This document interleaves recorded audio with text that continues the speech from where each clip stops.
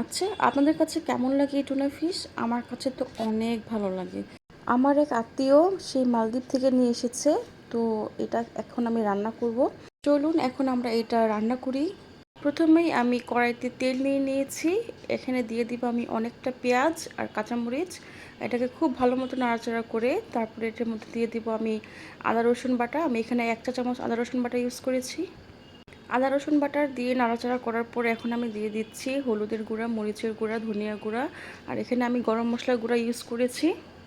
অল্প একটু পানি দিয়ে আমি এখন মশলাগুলোকে খুব ভালোভাবে কষিয়ে নেব যাতে এটার কাঁচা গন্ধটা না থাকে। মশলাটা কষানো হয়ে গেলে এর মধ্যে আমি দিয়ে দিব টমেটো কুচি। এখানে আমি কিছু টমেটো ইউজ করেছি। টমেটো সহ মশলাটাকে কষিয়ে এর মধ্যে আমি দিয়ে দিব সেই টুনা ফিশ।